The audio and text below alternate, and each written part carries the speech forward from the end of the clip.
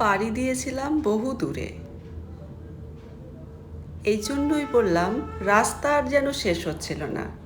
চলেই যাচ্ছি চলেই যাচ্ছি, মনে হচ্ছে যেন কোনো দূর রাজ্যে পাড়ি দিচ্ছি। এরকমই তো হয়, অজানা কোনো পথ, অচেনা কোনো মানুষ, তাদের সঙ্গে তো কাজের সূত্রে আলাপ হয়। যাই হোক, আমার সেদিন লোকেশন ছিল পানাগড় থেকেও অনেক দূর, কসবা মৌগ্রাম, যেটা আমি আগে কখনো যাইনি। ও বাবা, পানাগড়ের ওখানে পৌঁছানো মাত্র রেলগেট পড়ে গেল। আর এই যে ভিড় দেখছো, অনেকক্ষণ দাঁড়িয়ে থাকতে হলো। তারপর ট্রেন যাওয়ার পর গাড়ি ছাড়লো। আর এই দিকের দৃশ্য, যেহেতু বললাম শুরুতে আমার ফার্স্ট টাইম ওইদিকে যাওয়া, কখনো জঙ্গল, কখনো ফাঁকা রাস্তা, কখনো মাঠ, বেশ অদ্ভুত লাগছিল। ওয়েদারটাও ভীষণ ভালো ছিল। যাই হোক, চলেই চলছি। ভাবছি কখন এ রাস্তা শেষ হবে আর কখন আমার মিষ্টি ব্রাইডের মুখটা দেখতে পাবো। তারপরেই তো শুরু হবে কাজ। বাবা, সে উপায় আর হচ্ছে কই? দেখো, এখনো যাচ্ছি, শেষ আর হচ্ছে না। কখন যে গ্রামের নামটা দেখতে পাবো সেটারই অপেক্ষা। তখন মনে হবে যাই হোক, পৌঁছালাম অবশেষে। রাস্তাগুলোও ছিল প্রচুর এদিক ওদিক, কাউকে জিজ্ঞাসা করব, মাঝখানে তেমন লোকও নেই। দিনটা ছিল 5 ডিসেম্বর।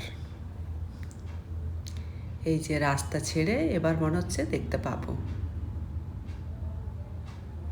খুব মজা হয়েছিল। এই যে কসবা, যাক, এবার পৌঁছে যাব। ওই তো সামনে মৌগ্রাম। যাই হোক, এসে গেছি এবার। চলো চটপট বাড়ির ভেতরে ঢোকা যাক। গায়ে হলুদের নিয়ম হচ্ছে, সে তো বুঝতেই পারছি। আর ওই যে দূরে মনে হয় যেন ব্রাইট। ও বাবা, না দেখে তো ও চলেও গেল।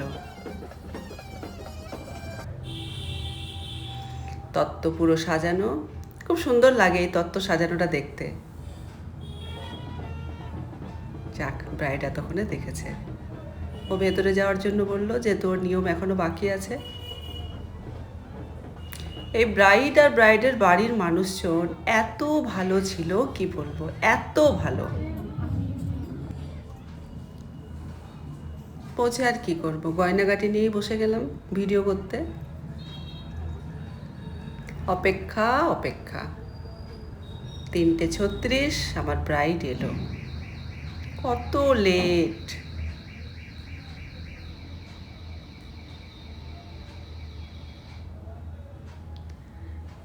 শাড়িটাও রেডি করে নিচ্ছিলাম। এই শাড়ির রঙটা দেখো, একটু অন্য টাইপ না? ব্রাইডরা সাধারণত লালই বেশি প্রেফার করে, কিন্তু এখানে এই শাড়িটা আমার খুব পছন্দ হয়েছিল। রঙটা এত সুন্দর। সেদিন কারেন্ট যাচ্ছিল প্রচণ্ড পরিমাণে। দেখো, এখানে জানালার আলোতে আমি কাজ করছিলাম, কখনো আসছে কখনো চলে যাচ্ছে।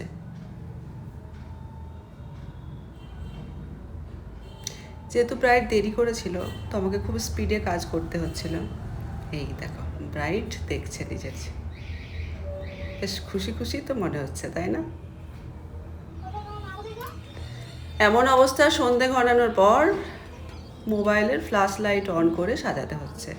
বুঝতে পারছো কারেন্টের অবস্থাটা? একটু গ্রামের দিকে গেলে এই ধরনের সমস্যায় খুব ভুগতে হয়।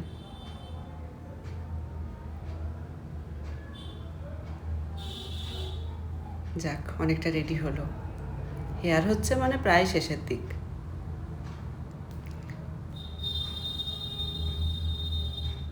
দেখো তো ওকে কেমন লাগছে।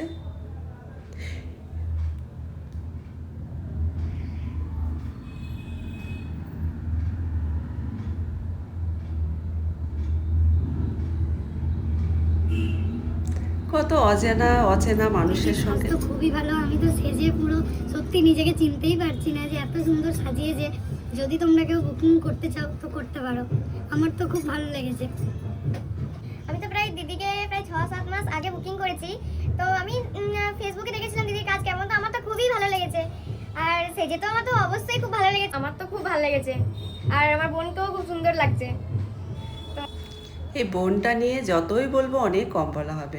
ওই বুকিংটা করেছিল বেশ কয়েক মাস আগে। খুব মিষ্টি একটা মেয়ে। যাই হোক, ব্রাইডকে তো বেশ ভালোই লাগছে মনে হচ্ছে, তাই না? খুব মিষ্টিও, আর কথাবার্তা এত ভালো। দারুণ যাই হোক, লেগেছে। ঝটপট জানিও তো কেমন লাগলো।